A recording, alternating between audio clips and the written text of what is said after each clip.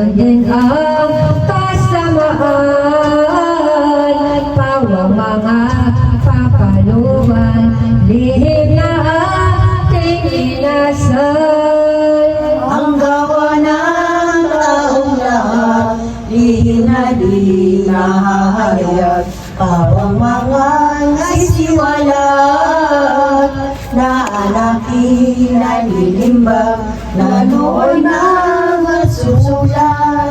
Kahit magkasalanan, loob ng hahalay-halayan, nang dito'y nabubuhay. Kung magagsit-sintang tibay, doon mga sisikin na.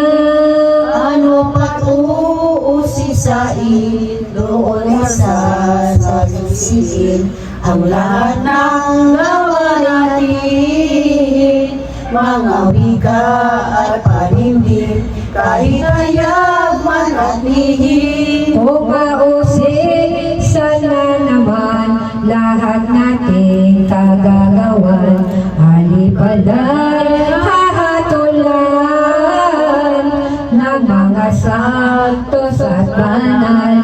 Ito ang siyang tuturan. Ay di ng mga katotoo na pinagbalang totoo ng Diyos ay Ama ko. At ngayon ba ang ninyo ang tuwa sa paraiso? Hali at iyong kamtan, ang langit na kataasan. Luwalhati inilaan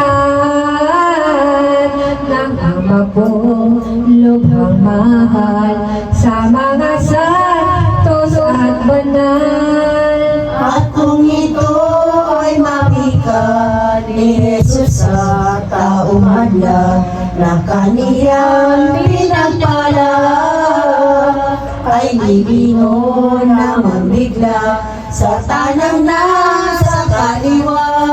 Galit nawa lang kapara, ang mukha ay namumula.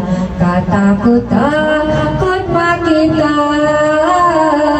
ang dalawang mata niya, parang mabisang sentelya.